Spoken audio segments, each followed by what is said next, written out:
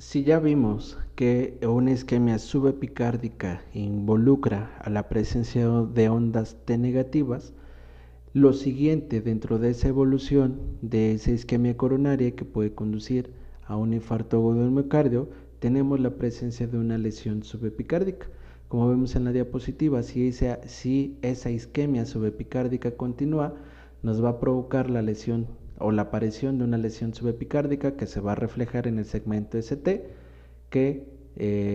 donde nosotros vamos a visualizar un supradesnivel del ST, y eso prácticamente se cataloga como un infarto agudo del miocardio.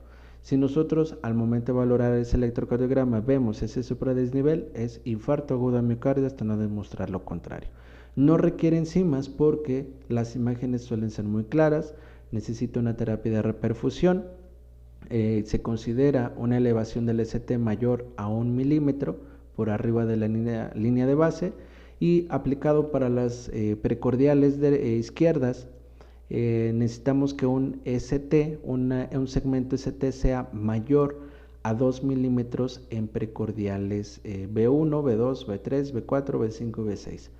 En términos un poquito más específicos, se considera mayor a 2 milímetros de distancia sobre la línea de base en hombres menores de 40 años. En hombres mayores de 40 años tiene que ser mayor a 2.5 milímetros, y en el caso de las mujeres tiene que ser mayor a 1.5 milímetros sobre la línea de base. Eso aplicado solo para precordiales.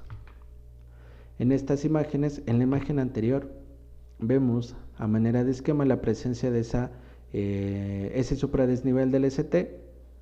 Vemos las características, vemos en este esquema la presencia de la elevación del ST.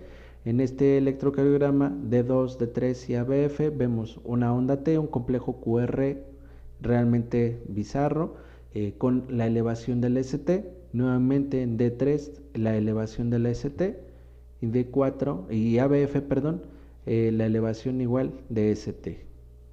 Vámonos a las caras del corazón, D2, D3 y ABF, prácticamente estaríamos en la afección de cara diafragmática o cara inferior, y que como recomendación siempre se solicita un electrocardiograma con precordiales derechas para descartar afección de ventrículo derecho. En este otro electrocardiograma nuevamente vemos derivada 2, derivada 3, ABL, ABF. Vemos la presencia de ese supradesnivel del ST, D2, D3 y ABF. Prácticamente estaríamos ante un infarto agudo al miocardio con afección de cara inferior o cara diafragmática. Ahora, ya hablamos acerca de la isquemia subepicárdica y de la lesión subepicárdica, en donde vamos a tener ondas T negativas y un segmento ST positivo. Lo contrario, y que también se aplica para la onda T y el segmento ST, sería la presencia de una isquemia subendocárdica. En esta isquemia subendocárdica vamos a tener la presencia de ondas T positivas acuminadas, de ramas simétricas. Pueden también simular un infarto sin elevación del ST, siempre y cuando el paciente curse con sintomatología, elevación de enzimas cardíacas, y que al final de la valoración se considere un infarto agudo del miocardio sin elevación de la ST. Recordar también que durante las primeras 3 horas los biomarcadores suelen ser normales, pero parte del diagnóstico nos los puede arrojar la clínica del paciente, y 2, el determinar o el valorar las condiciones del electrocardiograma. En esta diapositiva vemos, en un electrocardiograma, vemos ABR, ABL, ABF, B1, B2, B3, B4, B5 y B6. Vemos en precordiales, en B1 no hay grandes cambios, B2 podemos tener tal vez una onda T que empieza a crecer, B4, B5, B6. En este caso, si suponiendo que el paciente se presenta al servicio de consulta o al servicio de urgencias con un dolor de tipo opresivo, con síntomas anginosos, sensación de náusea, diaforético, sensación de disnea, y tomamos el electrocardiograma y evidentemente no podemos concluir la aparición de ondas T picudas, prácticamente sería un electrocardiograma normal. ¿Por qué? Porque si esas ondas T realmente tienen una morfología normal, valoramos ahora el complejo QRS. Ese complejo QRS es estrecho, menor a 0.12 segundos, no es un complejo bizarro, no tenemos infradesnivel o supradesnivel que nos pudiera indicar alguna afección coronaria. En este otro electrocardiograma, aquí sí ya empezamos a ver la presencia de ondas T picudas. Si vemos, tiene que ser mayor a la mitad del complejo QRS, nuevamente mayor. B4 sigue siendo mayor.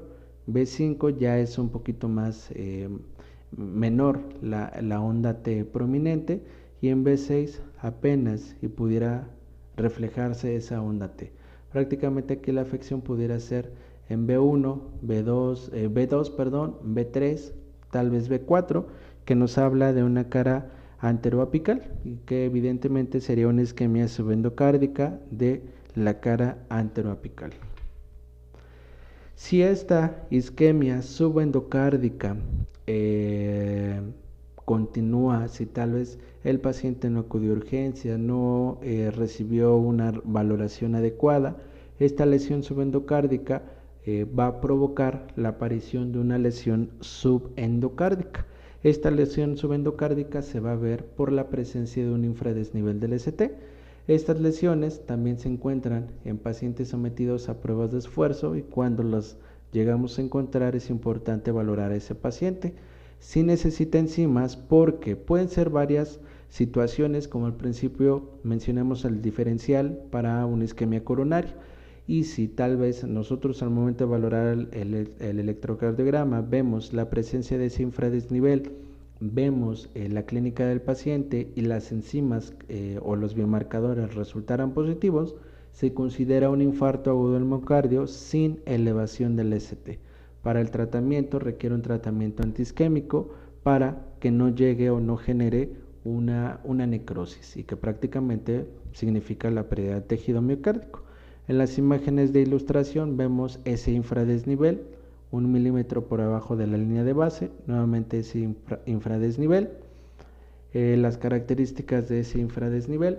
En este electrocardiograma vemos B1 aparentemente normal, B2 aparentemente normal, B3, si se dan cuenta aquí B1 y tal vez B2 reflejan ondas T negativas. Posiblemente estemos ante un paciente joven, menor a 30 años, en donde podamos encontrar ondas T en precordiales derechas B1 y B2.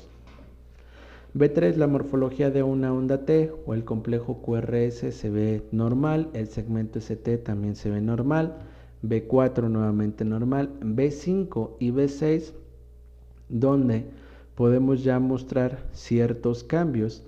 B5 tenemos el complejo QRS, tenemos ese segmento ST, pareciera que sí está por debajo de la línea de base, 1 milímetro como mínimo, y nuevamente la repolarización con esa onda T. Para el caso aplicable de B6, el complejo QRS, ese infradesnivel, si tomamos esta línea imaginaria como línea de base, prácticamente se ve que si es más de 1 milímetro la presencia de ese infradesnivel, y que prácticamente valorándolo por caras estaríamos hablando de una lesión subendocárdica a nivel de cara lateral baja. Debemos de solicitar biomarcadores para poder confirmar o descartar un infarto agudo del miocardio sin elevación del ST. Y finalmente la necrosis. Esta necrosis debe de tener una onda QS o una onda Q con una duración de 0.04 segundos. Hablando que en cuanto a la duración, si nosotros nos topamos con un electrocardiograma en donde esa onda QS o esa onda Q es mayor a 0.12 segundos, no se cataloga como necrosis. Habría de descartar alguna otra cuestión. Lo más común es un bloqueo de rama derecha o un bloqueo de rama izquierda. También necesitamos que sea o que se presenten al menos dos derivaciones contiguas y que esa onda Q sea un tercio del tamaño de una onda R.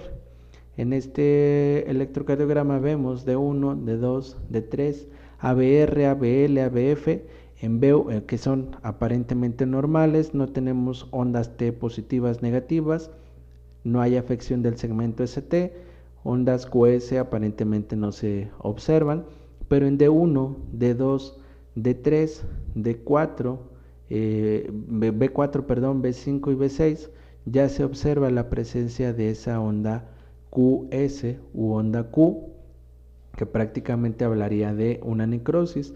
No es una onda Q ancha, aproximadamente menor a 0.12 segundos, y que aquí lo característico de este electrocardiograma es que después de esa onda Q tenemos una onda T prácticamente elevada, acuminada.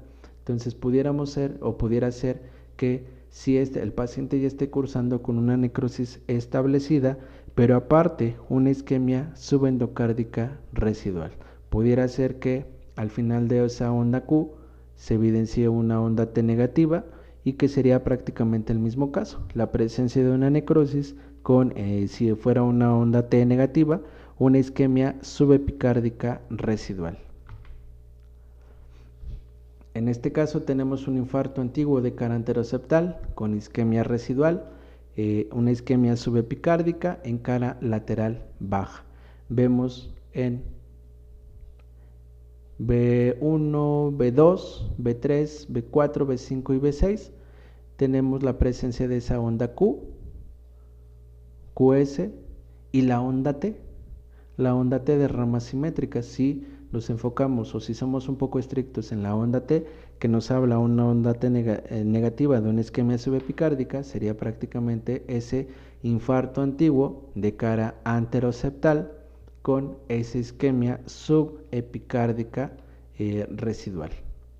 Entonces, no solo es la presencia de esa onda Q, que invariablemente habla de ya necrosis o muerte de células endocárdicas y que habla de un mal pronóstico, sino que también podemos valorar si existe una isquemia residual, ya sea a nivel subendocárdico o subepicárdico, y que eso también puede repercutir en el pronóstico del paciente. En este siguiente electrocardiograma vemos B1, B2, B3, B4, B5 y B6. B1, B2 y tal vez B3 como que empieza a mostrar cambios en el segmento ST y que invariablemente vemos la presencia de esa onda Q o u onda QS. En el caso de B4 nuevamente esa onda Q, B5 onda Q y B6 aparentemente normal. Entonces, de entrada, con la presencia de esa onda Q hablaría de un infarto agudo del miocardio antiguo, posiblemente tal vez con la presencia de una isquemia subendocárdica residual. Entonces, es importante recordar la morfología del complejo QRS porque eso nos puede determinar, y sobre todo también recordar que si tenemos esa onda Q menor a 0.04 segundos o tal vez menor a 0.12, se habla de una necrosis. Si es mayor a 0.12, pudiéramos estar ante un bloqueo de rama derecha o un bloqueo de rama izquierda. Como se mencionó al principio, parte de esa fisiopatología y el entender de dónde proviene una isquemia, una lesión o una necrosis es punto primordial. ¿Por qué? Porque es la evolución de un infarto agudo del miocardio, ya sea con elevación o sin elevación del ST. Y cómo son los cambios electrocardiográficos que podemos nosotros tomar en cuenta para determinar el tiempo posible de inicio de la sintomatología. En esta diapositiva vemos la evolución electrocardiográfica del infarto agudo del miocardio. Vemos en las primeras imágenes un electrocardiograma normal. Los primeros cambios cuando existe afección de coronarias va a ser la presencia de ondas T hiperagudas. Recordemos que ondas T positivas de ramas simétricas hablaría de una isquemia subendocárdica. Este cambio se observa en segundos cuando tal vez no le tomamos la importancia, los síntomas pueden ser inespecíficos y dejamos que evolucione, entraría dentro de la fase aguda, aguda, subaguda y posagudo, que es prácticamente en el cual el paciente se va a presentar a una revisión.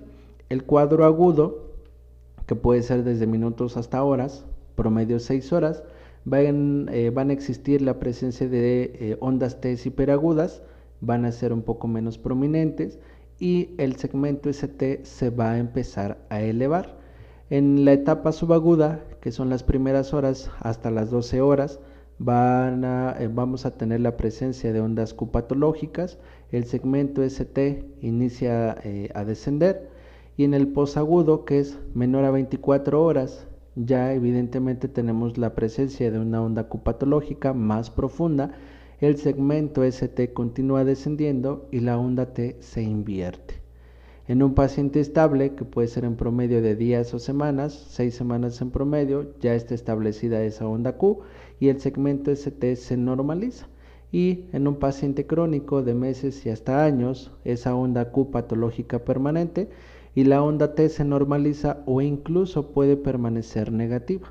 Prácticamente en el ejemplo anterior, si nosotros vemos la presencia de onda Q patológica y una onda T tal vez negativa que hable de una isquemia subepicárdica residual, pues invariablemente eso habla de que el paciente se infartó en algún momento de su vida, tal vez no se enteró. Puede ser el caso de que pacientes que se presenten a consulta por alguna otra afección se les solicita un electrocardiograma de rutina y se evidencian estos cambios electrocardiográficos.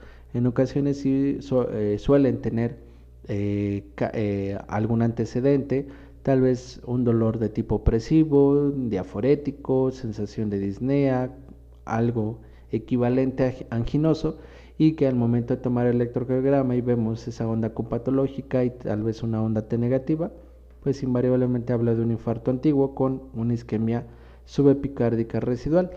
Lo importante aquí sería que tal vez el paciente pudiera llegar en las etapas de hiperagudo o en la etapa de agudo, porque es más fácil tratar a ese paciente, es más fácil iniciarle una terapéutica y es más fácil que se recobre o que se recupere el tejido afectado y que no nos esperemos a que llegue el paciente a un infarto como tal crónico, tal vez con una isquemia subepicárdica o subendocárdica residual.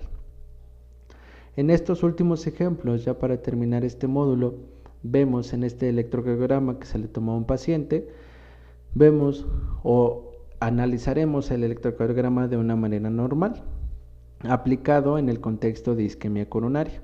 D1, D2, D3, ABR, ABL, ABF, B1, B2, B3, B4, B5 y B6. En D1 aparentemente no se ven grandes cambios. D2 podemos tener un complejo QS normal, pareciera una elevación del segmento ST, una onda T negativa, una onda T positiva, pudiera ser de ramas simétricas.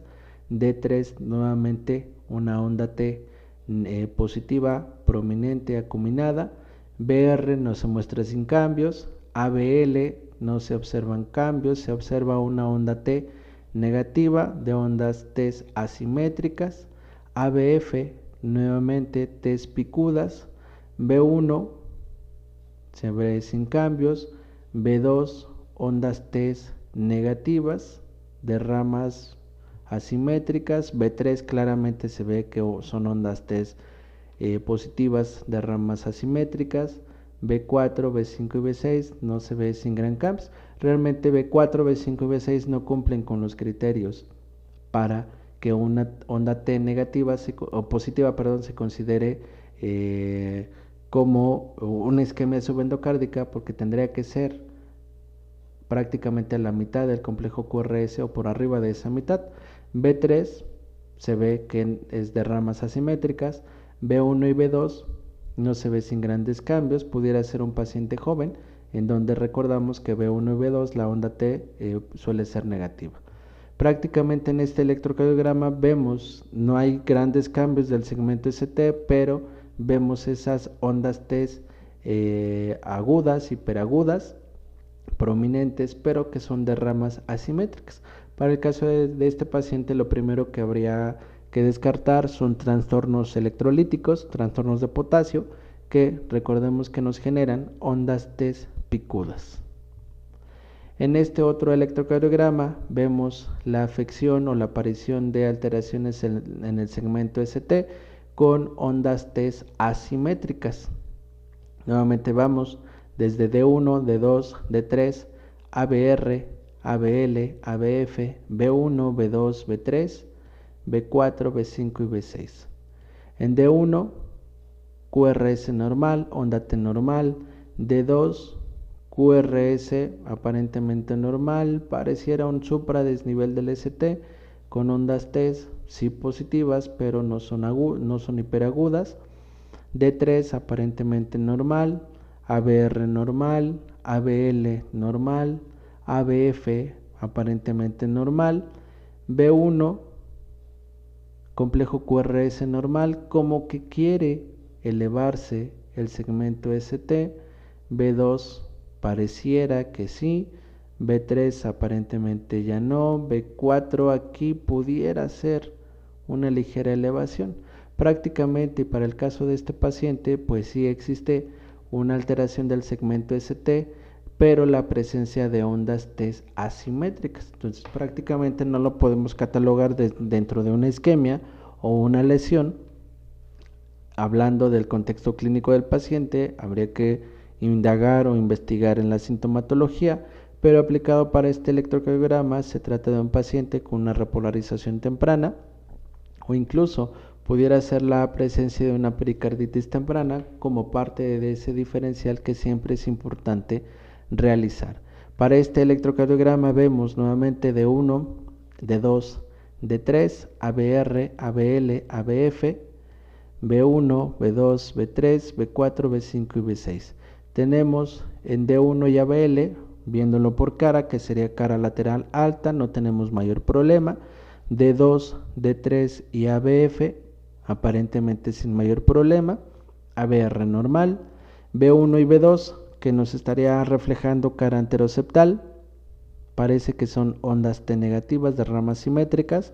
B3 y B4, que nos habla de cara anteroapical, nuevamente son esas ondas T negativas, aquí se ve más claramente que son de ramas simétricas, y B5 y B6 aparentemente también. Entonces, si fuera el caso que solo se presentara en cara anteroseptal, B1 y B2, con esas ondas T negativas, estaríamos hablando o sospechando de una isquemia subepicárdica. Si fuera B3 y B4, cara anteroapical, y nuevamente una isquemia subepicárdica, y B5 y B6, cara lateral baja con una isquemia subepicárdica. Si aquí las 6 de B1 y B6 están afectadas, se considera una isquemia subepicárdica en cara anterior extensa. En este siguiente electrocardiograma, nuevamente valorando desde D1, D2, D3, ABR, ABL, ABF y precordiales derechas, vamos a hacerlo por caras.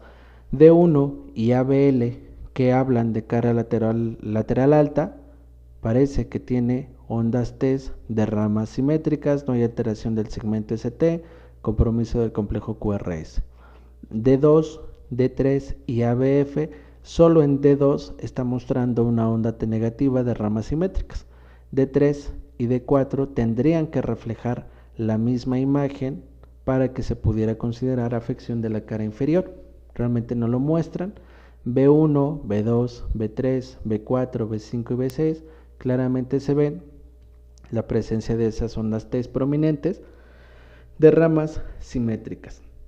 Prácticamente por las caras sería cara B1 y B2 anteroseptal, B3 y B4 anteroapical, B5 y B6 lateral baja, y si están afectándose D1 y ABL sería también una cara lateral alta. Prácticamente sería la afección del septum, del ápice, lateral baja y lateral alta. Entonces siempre es importante valorar las características de esa onda T porque es lo que nos va a dar pie para poder sospechar. En este siguiente electrocardiograma, nuevamente D1, D2, D3, ABR, ABL, ABF y precordiales derechos. Vámonos por caras, D1 y ABL, onda T, pudiera ser una onda T de ramas simétricas, pero también tendríamos que tenerlo reflejado. En ABL no hay alteraciones del segmento ST, morfología de QRS normal. D2, D3 y ABF, aquí empieza a ver desnivel superior del ST, aquí claramente ya se observa esa elevación. En ABF quiere también elevarse. B1, B2, B3, B4, B5 y B6 prácticamente también pudiera ya observarse la elevación del ST. Y esto aquí invariablemente no tenemos problemas tanto de la onda T, porque cuando ya una onda T se hace positiva o negativa de ramas simétricas y necesitamos ya la presencia de una onda Q o una onda QS, pero en este caso aparentemente el problema está en cara diafragmática o cara inferior por la afección de D2, D3 y ABF.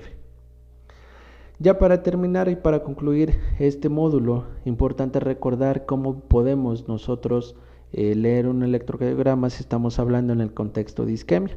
Recordemos que D1 y ABL siempre van a ver cara lateral alta, D2, D3 y ABF cara inferior, B1 y B2 cara anteroseptal, B3 y B4 anteroapical y B5 y B6 lateral baja. Y las recomendaciones, al igual que cuando nosotros valoramos un electrocardiograma con trastornos del ritmo, siempre se debe de ser sistemático, observar los datos más relevantes del electrocardiograma para el caso de isquemia, aplicables en la presencia de una onda T, el segmento ST, la morfología del complejo QRS. En cuanto sea posible, siempre solicitar ese electrocardiograma de 12 derivaciones, tiempo estimado, tiempo promedio menor a 10 minutos. Nunca tratar al monitor, siempre tratar al paciente, porque podemos confundir tal vez una lesión subepicárdica o lesión subendocárdica, que como ya vimos existe supra o infradesnivel del ST. Tal vez el paciente no tenga algún síntoma anginoso, se puede confundir con desde una tromboembolia pulmonar, algún accidente cerebrovascular, y eso no implica que se está infartando el paciente, simplemente que las condiciones clínicas es lo que nos va a dar el diagnóstico propio y que puede ser un hallazgo al momento de tomarle el electrocardiograma. Relacionamos siempre el estado hemodinámico del paciente con las alteraciones electrocardiográficas o las alteraciones electrolíticas, que también pueden reflejar alteraciones en las ondas T. Como ya vimos, las ondas T necesitamos que sean ondas T agudas, ya sean positivas o negativas, de ramas simétricas. El segmento ST debe de ser mayor a 1 milímetro o un cuadrito. Si nos enfocamos a precordiales derechas, a precordiales izquierdas, B1 a B6, necesitamos que sea mayor a 2 milímetros si estamos con hombres mayores de 40 años, si son menores de 40 años, 2.5 milímetros, y si son mujeres, mayor a 1.5 milímetros. Y finalmente el complejo QS o la onda Q, que ya habla de una necrosis establecida, puede ser necrosis aguda o necrosis crónica, pero que invariablemente cuando nosotros lo detectamos o lo observamos en el electrocardiograma, habla de que ya existe un daño miocárdico. Lo ideal siempre es tomar al paciente dentro de las primeras fases, cuando existen alteraciones de la onda T o del segmento ST, para poderles brindar un tratamiento, preservar lo mayor tejido miocárdico posible, y con ello evitar las repercusiones crónicas hemodinámicas que pueda presentar el paciente.